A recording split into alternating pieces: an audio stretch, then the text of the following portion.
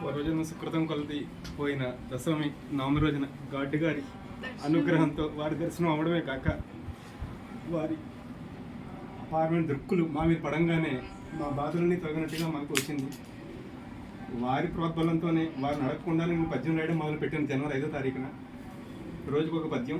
20వ తారీఖున గురు సహస్రావధాని వీరి శిష్యులు అయిన డాక్టర్ కడిమెడ వారికి ఫోన్ చేసి, అయ్యా గాడ్డి గారి మీద పద్యాలు రాస్తున్నారు, రాయిచ్చా రాయకూడదని అడిగాను. దానికే మహాభాగ్యాన్ని చక్కటి పని చేస్తున్నావు, రాయి.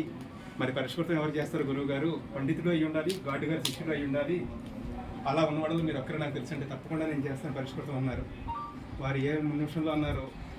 22న వారికి నేను అన్న రోజున 28 పద్యాలు అయితే జనవరి 26కి 100 పద్యాలు అయిపోయాయండి. వారు పోయిన ఈ నెల 26వ తారీఖున దాన్ని పరిష్కృతం చేసి వీరి అనుగ్రహంతోనే, అసలు పరిష్కృతం కూడా కాదు, పద్యాలు కూడా అవ్వదనుకున్నది. ఎంతకాలంలోనే పద్యాలు అవ్వడం, మళ్ళీ 4 నెలల్లోనే వారి యొక్క దర్శన భాగ్యం మాకు దొరకడం జరిగింది. ఈవేళ వారి అనుగ్రహంతో ఈ పుస్తకాలను ఇక్కడ వారి పాదాల దగ్గర అర్చన చేయడం జరిగిందండి.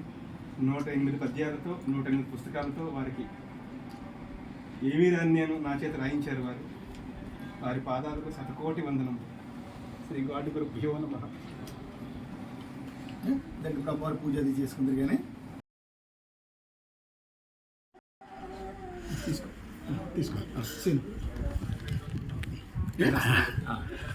పూజ సన్మార్గంలో పెట్టండి గురువుగారు మా పిల్లలు.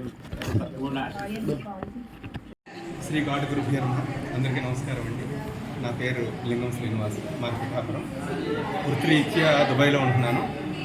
ఈ గాడ్డి గారి గురించి, శ్రీ విజయదుర్గా పీఠం గురించి గత 20 సంవత్సరాలుగా నాతో రోజు మా సన్నిహితుడు శ్రీమాన్ శ్రీధర్ ర్యాలీ గారు చెప్తూ ఉండగా నేను వింటూ ఉండేవాడిని.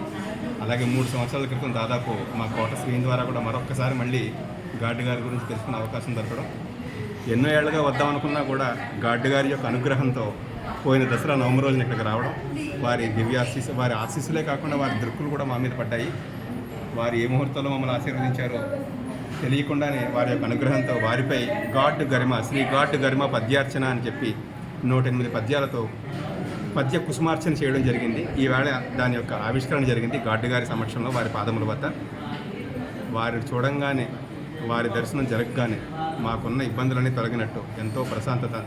నాకు వారు ఉన్నారు, నాకున్న కష్టాలన్నీ తీర్చుకోవడానికి శ్రీ గాడ్డి గారు ఉన్నారు, ఇక నాకు ఏల చింత అనే భావన ఎప్పుడొచ్చినా ఇక్కడ కలుగుతుంది. ఇంత అనంతకాలంలోనే 5 మాసాల్లోనే మళ్ళీ గాడ్డి గారి దర్శనం జరగడం నిజంగా వారి యొక్క అనుగ్రహం తప్పితే వేరే ఒక కారణం లేనే లేదు. అలాగే ఈరోజు వారి సమక్షంలోనే శ్రీ గాడ్డి గరిమ పద్యార్చన అనే పుస్తకావిష్కరణ జరగడం కూడా ఒక మరపురాని చక్కని అనుభూతి. వారు నేను చూసుకుంటాను లేరా, నేను ఉన్నాను లేరా అని వీప్ మీద ఒకటి వేశారు. అది నాకు పరమానందం కలిగించిన విషయం. శ్రీ గాడ్డి గురుభ్యో నమః. సర్వే జనా సుఖినో భవంతు. శ్రీ విజయదుర్గా దేవి నమో నమః. అందరికీ నమస్కారం.